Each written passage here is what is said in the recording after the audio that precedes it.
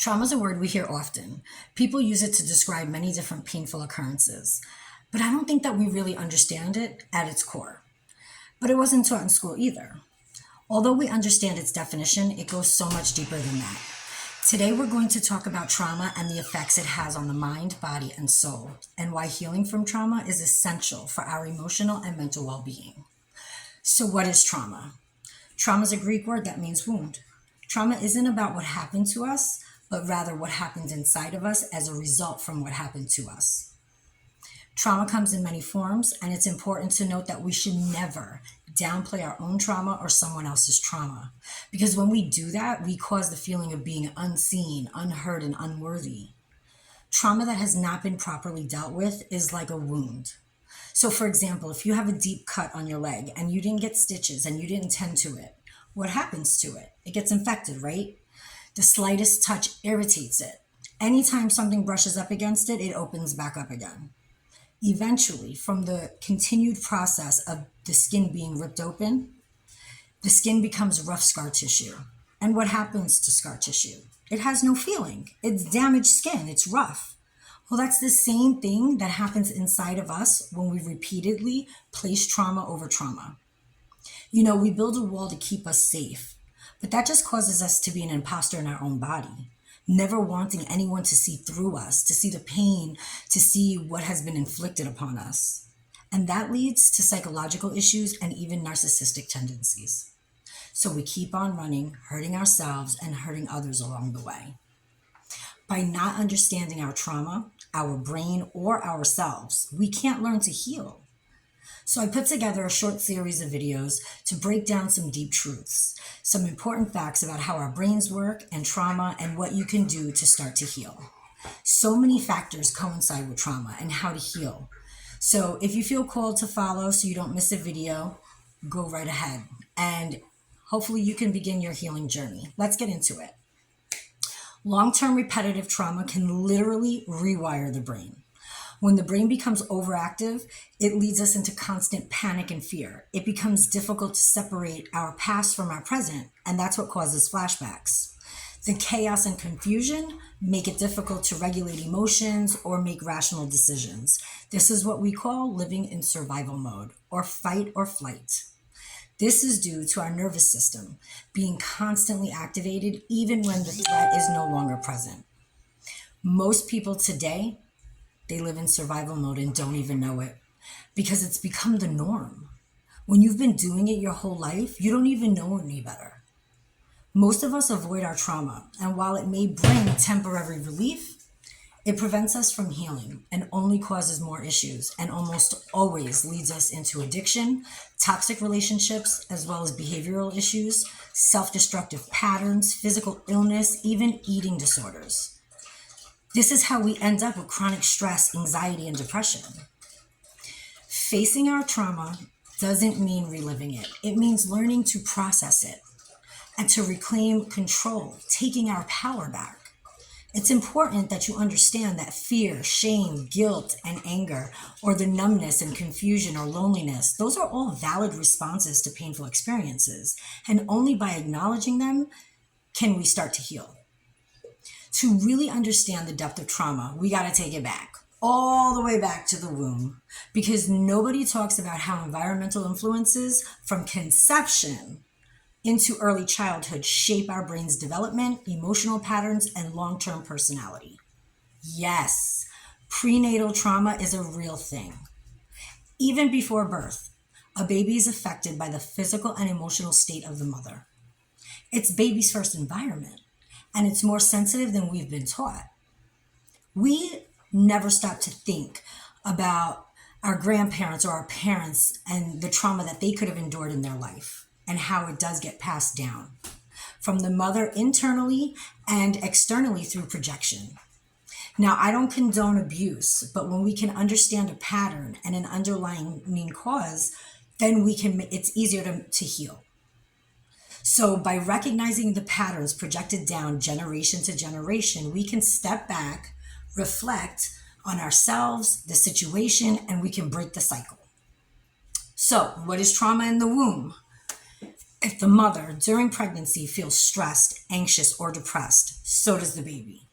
If she's exposed to domestic violence or substance abuse, so does the baby. If she feels a lack of emotional or physical support, so does the baby. This affects the baby because of the cortisol levels, which are the stress hormones in mom that's passed down to baby even as a fetus. This disrupts the brain's development and the baby's stress regulation. And this stays with baby even after birth because it's wired into the brain from the start of development. So when you think about it, I think it's fair to say so many of us were born wired to fucking trauma. We were born into survival mode. And this is crucial to understand because only when we do can we understand more of ourselves, can we understand the underlying issues, and we can heal from it. It's common for so many of us to have endured physical, verbal, and emotional abuse. But there are so many of us who walk around thinking that we're all fucked up and don't even know why. A lot of us had good lives. We were safe, loved, had all the things. But we still have so much going on inside that we can never place, especially as a child. So we suffered growing up. That in itself can cause us to self-sabotage, be destructive, which in turn leads to trauma that we've inflicted on ourselves. It doesn't matter the trauma or why. Anytime a child feels unseen, unloved, unworthy, or out of place as if they don't belong, it should be addressed immediately. I don't even think that's something that I should have had to say right now. But unfortunately, in the world that we live in, I felt it was necessary to say. As children, our brains are developed from the bottom going up, starting with survival functions and then moving towards emotion and logic. All parents to be, mom and dad, should know that from the womb to birth, the baby has rapid brain cell growth and starts to form basic sensory systems, as well as start recognizing the voice, sound, and rhythm of mom. And if dad is present, they know dad's voice and rhythm too. From birth to age 3 begins massive growth of the neural pathways, but this is based on interaction. Is it a loving and safe environment or a negative and toxic environment? Because touch, tone, and eye contact and emotional safety form the blueprint for our relationships that we have in our life. From the ages 3 to 7, we develop our executive functioning skills, like decision-making, emotional regulation, and impulse control. We begin to internalize our beliefs and emotional responses from those around us. Children are sponges. They soak up everything they hear, see, and feel, and it literally wires them for the rest of their lives, our lives. As children, we don't just learn by what we're being told. We absorb our surroundings. Safe, loving homes teach us security, confidence, and connection, while chaotic, neglectful, and abusive homes teach us fear, unworthiness, and unpredictability. What our families believe and how they showed up in life, it matters. Because 95% chance you mirrored what you saw. How they communicate. Is it constant yelling, fighting, disrespect? Or their emotional modeling that they placed before you? Were they depressed, always talking negative, disconnected from life? Chances are that that's caused you the same. It's caused you trauma. If a child is constantly being criticized, that child may develop a critical inner voice. If a child doesn't feel seen, heard, or feels emotionally neglected, they most likely believe they're unworthy of love. From birth to 7 is the most critical time in our life.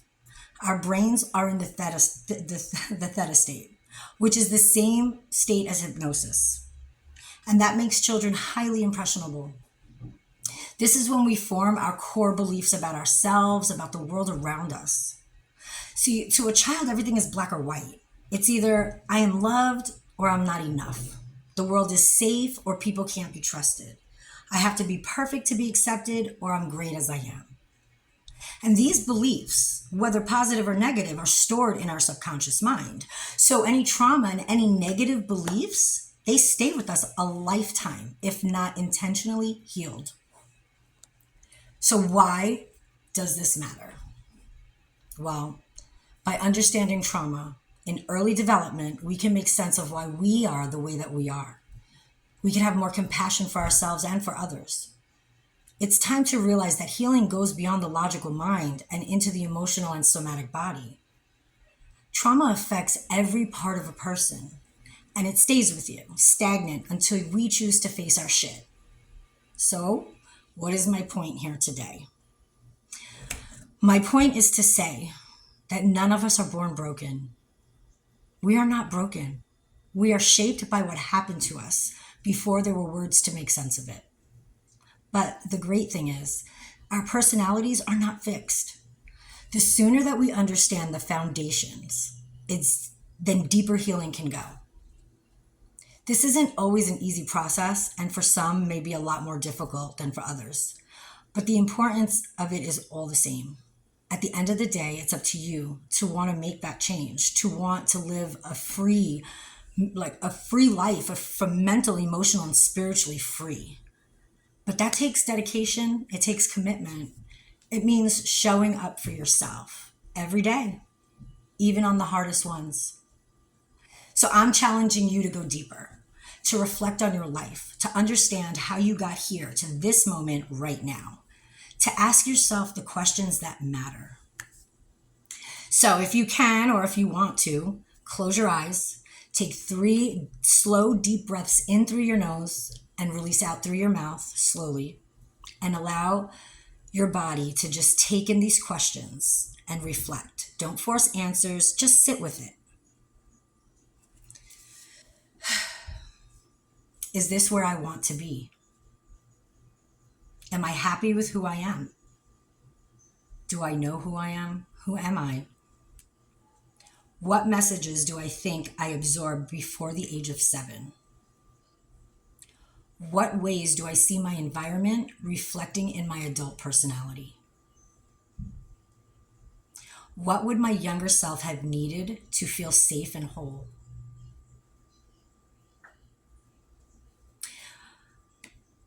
Please feel free to engage in the comments so that we can have a discussion, but even if you choose not to, I still encourage you to find a quiet place and reflect, to be honest with yourself, because this just touches the surface of what you can really do. If you like this video, please follow along so you don't miss another one. And if you are curious or interested in shadow work, check out my website at lifeontheotherside.info. And if you know somebody that can benefit off of this video, please share.